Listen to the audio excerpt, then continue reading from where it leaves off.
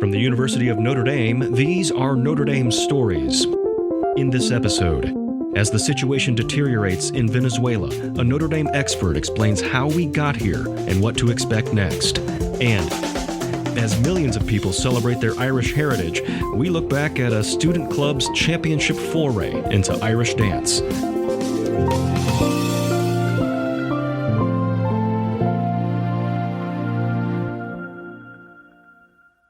Well, I just think that it's a humanitarian tragedy. You know, it's heartbreaking to see a country that used to be the wealthiest in Latin America brought to an economic collapse. Michael Coppedge is a professor of political science in the Keough School for Global Affairs. His research focuses on Latin American party systems and Venezuelan politics. According to international organizations, Venezuelans have experienced an involuntary weight loss of, I forget what the figure is, but, you know, like 20 pounds over the past few years, just because there's not enough food going around. There are some people who are dying of starvation. There are hospitals have been deprived of supplies, so people are needlessly dying even in hospitals, not just because of shortages of medicine, but also because of unsanitary conditions, because they don't have all the materials they need just to keep things clean, and also now because of blackouts. There hasn't been enough electricity to run the medical equipment that's necessary to keep many patients alive. So that's just heartrending to see that happening, and knowing that it was completely unnecessary. It didn't have to be this way. The issue in Venezuela, I think that lands on the radar for a lot of Americans and maybe a lot of folks around the world only after it gets really bad. You know, we see it on our newspapers, but it doesn't get to that point overnight. How did we get to the point where we are in Venezuela? So Venezuela used to be considered one of the most stable democracies, and also it had the highest per capita income of any country in Latin America for several decades. And that was primarily due to it being a really large oil exporter. But things were relatively good until the late 1970s. I say they were relatively good. They weren't perfect. You know, it wasn't a perfect democracy, and there were problems with the economy. In spite of having some rapid growth, it also had a really unequal distribution of income. There was a lot of clientelism and corruption in the political system. But, you know, as Latin American countries go, it was doing fairly well. And then during the early 1970s, you may remember the OPEC oil embargo, 1973-74, and the price of oil just multiplied in a short span of time, and Venezuela profited immensely. There was just a tremendous boom of oil in the early 1970s, and in the early 1980s, there were two oil shocks there. And there were these periods where Venezuela was just awash with revenues from oil exports. People were just really optimistic, and they just thought the sky's the limit. We can do anything.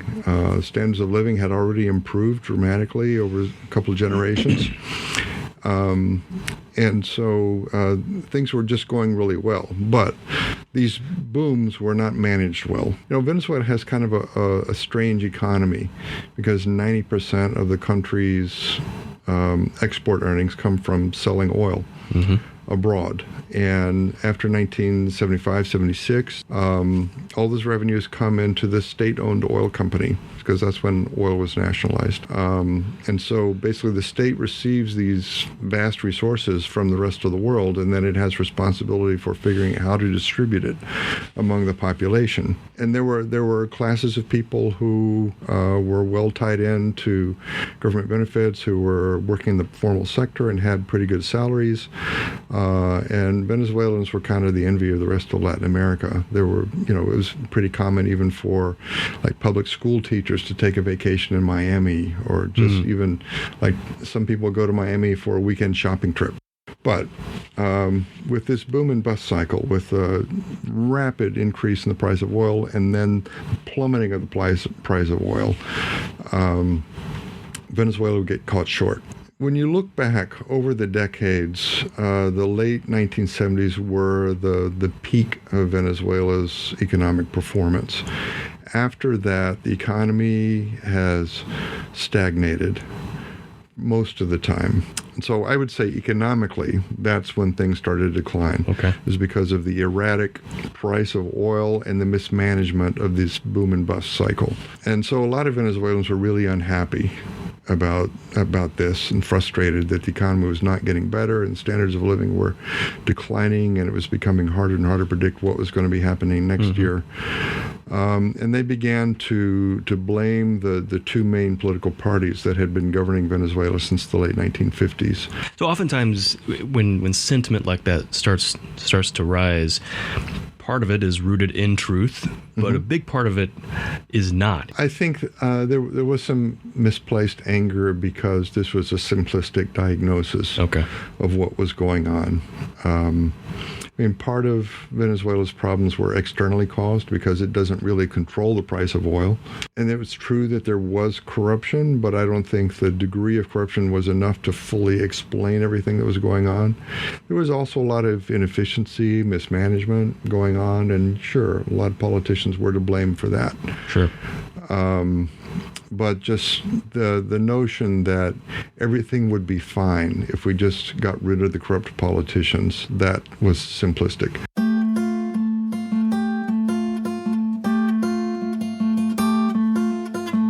So there was this long-term trend for some economic growth with some ups and downs, and for increasing political control, diminished democracy.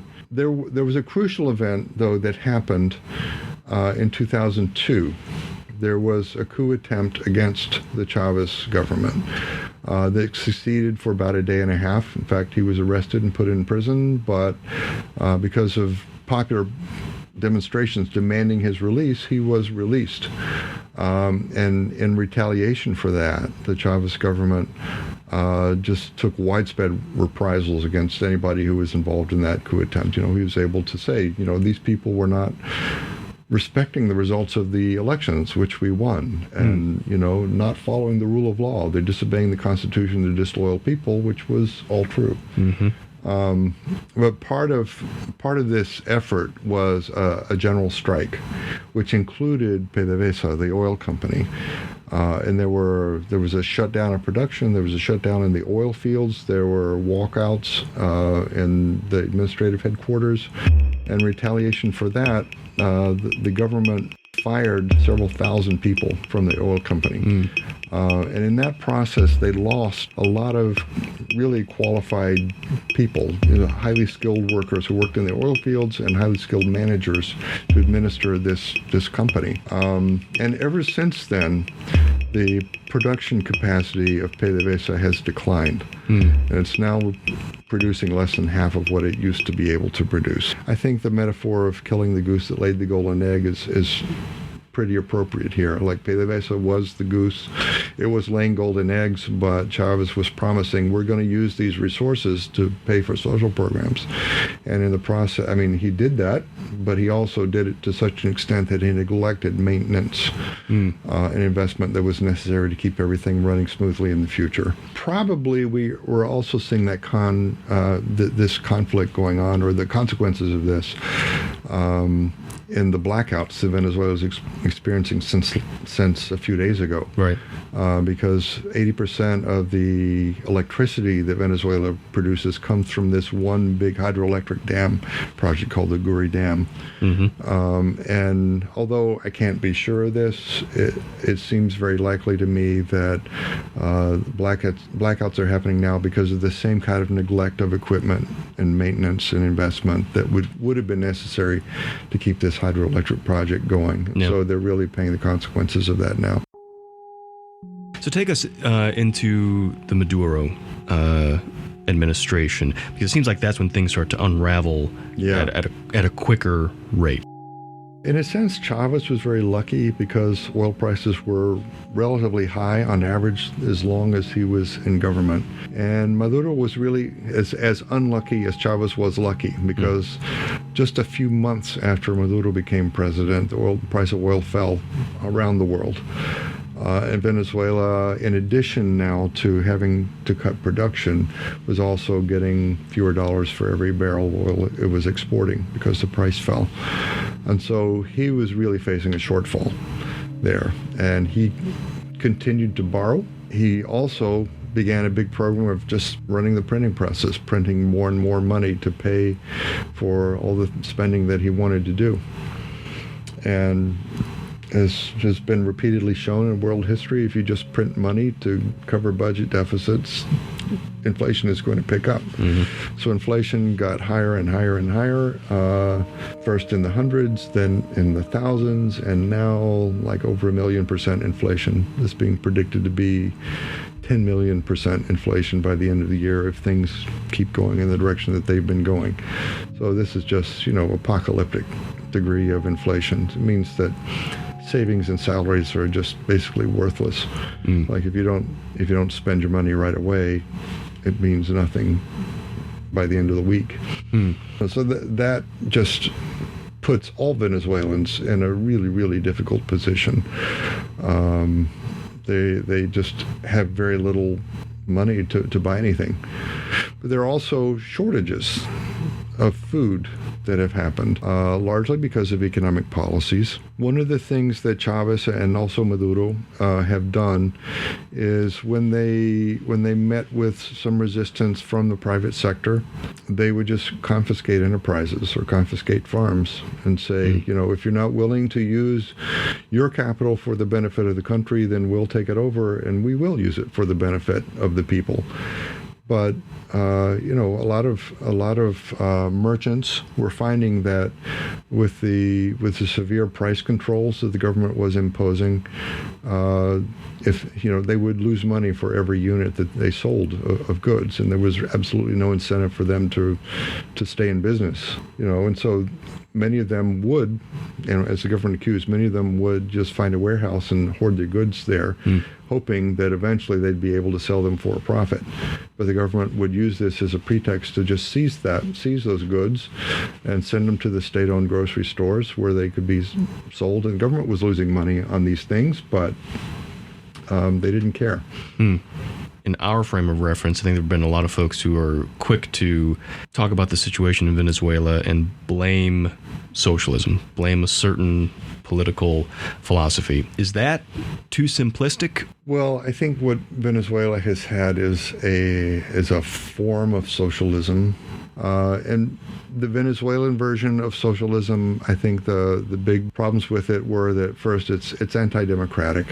It really did want to do away with any constraints on the executive. And even though they were winning elections, as soon as they started losing elections, they started doing away with elections or cheating at elections. And so it's the facade of democracy has been totally removed now. That's one problem. Another problem is that this was a really horribly mismanaged kind of socialism, in which there was a lot of waste. There were tremendous disincentives for the private sector to continue to exist, and just the fantasy that even an oil-rich state controlling everything about the economy could be a viable system that's been shown to be false.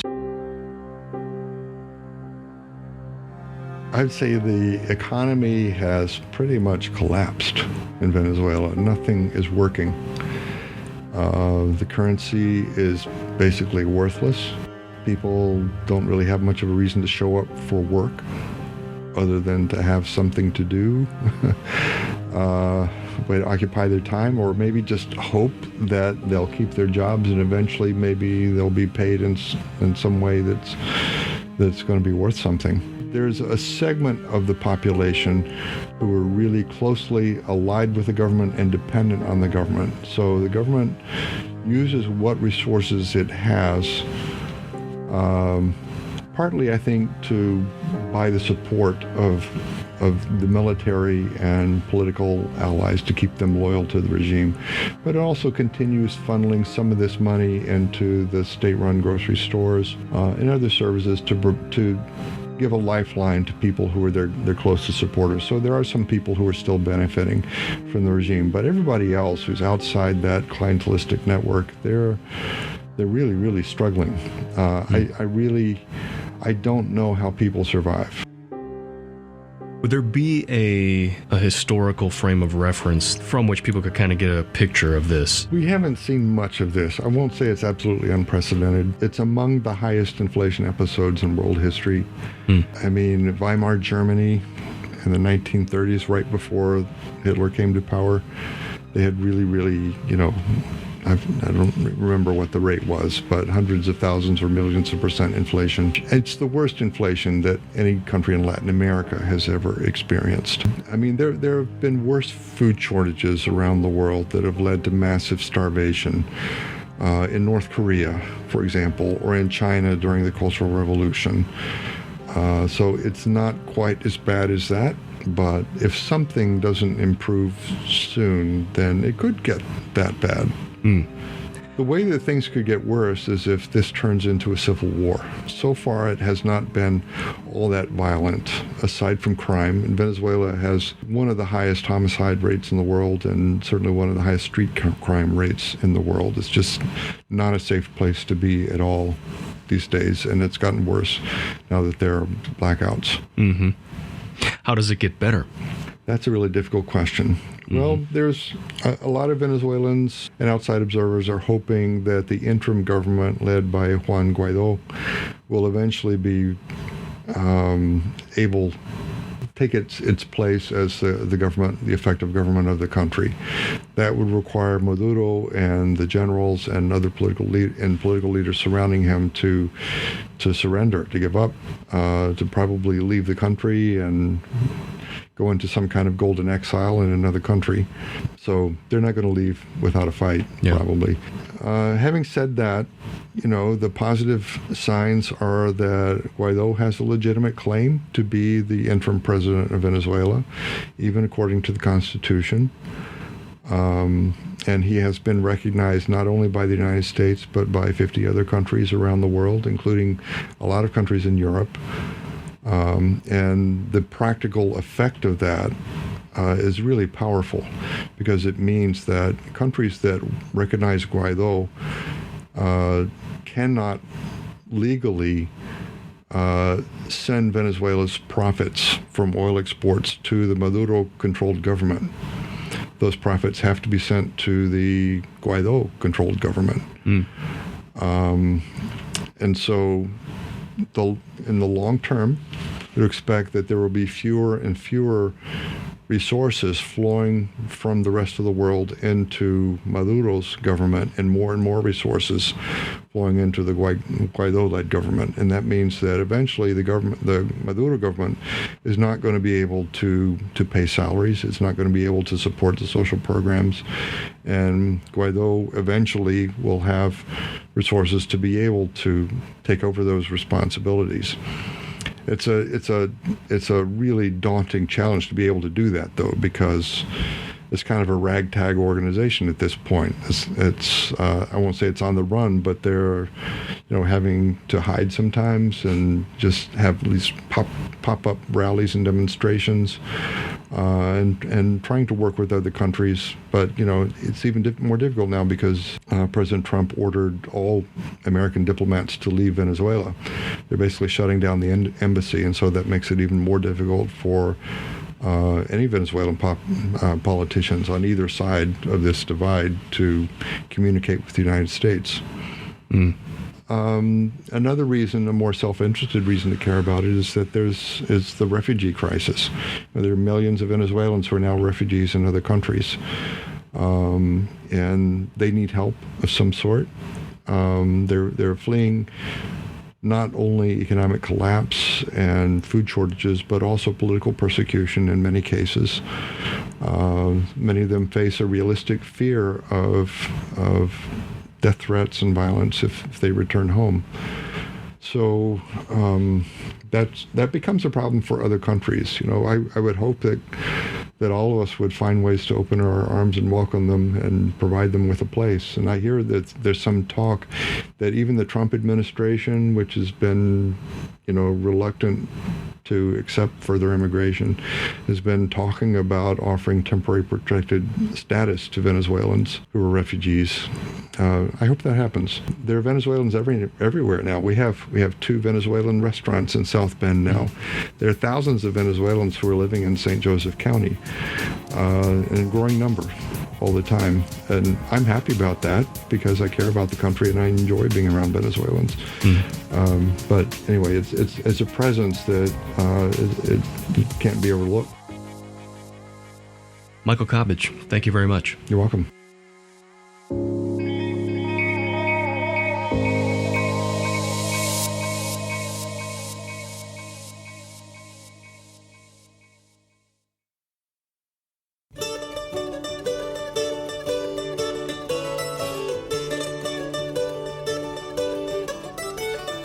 Millions of Americans celebrate their Irish heritage, honorary and otherwise, during the month of March. Notre Dame's Irish roots extend far deeper than the name of its athletics teams.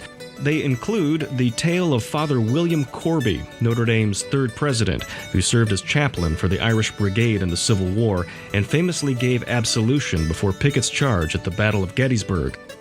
Deeper still, 4 of the 6 religious brothers who helped found the university were Irish.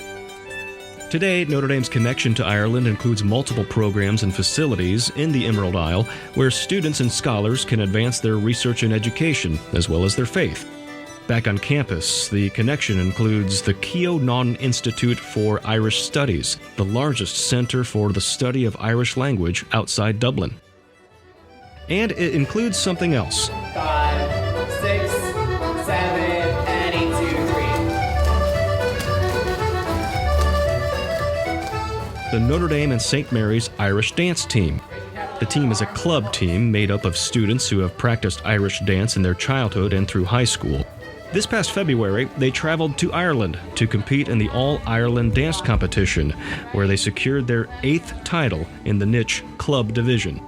In 2016, we followed them from their practices on campus to their competition in Belfast, Northern Ireland.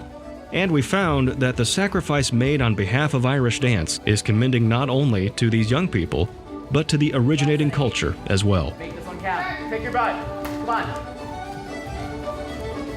Rachel, every single time, pick your butt. You too, Bridget. Like, you have the steps, but the skill is like continually being improved. You lose the turnout or you lose the muscle, so you still have to practice, still have to keep up. And you can hear Robert yelling at us to kick our butts and point our toes. You still have to cross your feet even a little more, go up on your toes. Even that 1 more centimeter makes a huge difference. So every day, taking one little thing of these most basic steps is something that really takes a lot of time, a lot of effort. And then when you get into the team dances, there's so much that goes to lines. If one person is an inch off, the judges can tell. If you spend any length of time around Irish dancers, you learn very quickly they're a tough group. The sport, and yes, this is as much sport as art form, is demanding of your time and of your body. It's quite common for dancers to miss time due to injury, and several members of the Notre Dame St. Mary's team had to remove orthopedic boots before practice and put them right back on after. It's harder than it looks. I think we make it look easy just because we've been doing it so long. So even like the smallest footwork in Irish dance takes so much skill and so much year of practice. So the type of dance we do, the Keough, it's a more traditional dancing, and it's steps we've known how to do for so many years, but we still have to perfect it. You still have problems. You learn something else from being around Irish dance. It's steeped in cultural and religious significance. The Keough dance, referred to, is a dance for a group of 8, historically performed after Sunday Mass. And incidentally, that's part of the reason for the outlandish wigs of curly hair you see Irish dancers wear. Supposedly, that's a reflection of girls attending Mass in their Sunday best, which included curling their hair. Irish dance itself was a key cultural distinguisher as Ireland sought to break free from British influence a century ago. There's a sort of metaculture within the Irish dance world as well, and you kind of have to get it to get it. It's part of what makes the Notre Dame St. Mary's team unique. I love these girls. Like, some of them, like, I've known since I was 6 because they're from Youngstown, or even, like, I competed against them at dance. So it's, like, it's a whole other community that you have that no one else knows about. So, like, my friends from school knew that I was always at dance practice, but, like, they didn't really know my dance friends, you know? So it's like another world that nobody really gets. Everybody, like, has a little bit different style. Like, every school's a little bit different, but it's all basically the same, you know? Like, we have different words for, like, our soft shoes or our hard shoes, but, like, it's all the same, just like a different word or a different phrase. It's really cool because everyone comes together and kind of compiles all their experiences, but they're all common, just a little bit different. The culmination of those compiled experiences is the now annual trip to Ireland. And it's not just because this team featured names like Kerrigan, McGarry, Wilson, and Garrity. I guess for me, it's been a dream of mine ever since I started Irish dance in preschool. The dream for most dancers is to go to Ireland to dance. Like, that's the epitome of Irish dance, what you want to do. The trip featured stops at the Notre Dame Global Gateway in Dublin, as well as significant sites throughout the island, before finally it was competition day. The team stepped on stage before a hushed crowd in a cavernous auditorium. The public address introduced the team, Team 101 dancing the cross reel. And just like that, the dance commenced.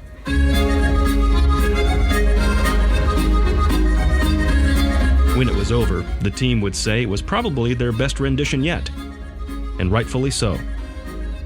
All 8 of us were seniors, so it's the last time any of us will ever dance competitively for Irish dance. We're kind of retiring the shoes after this. So it's bittersweet in a way. I think it's really been the best competition for me so far. The last one, every time you go back, you are able to enjoy it more and more. The Keough dance is about time, marking each step based on the song's rhythm and progression.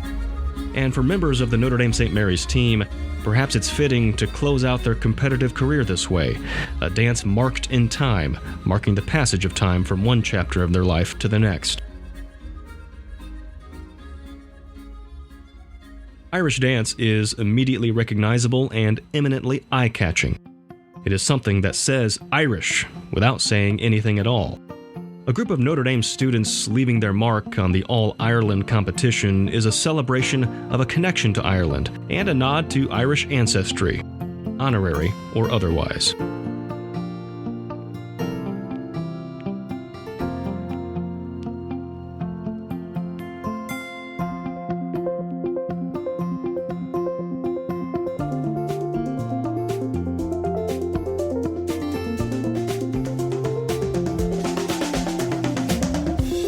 Notre Dame Stories is produced by the Office of Public Affairs and Communications.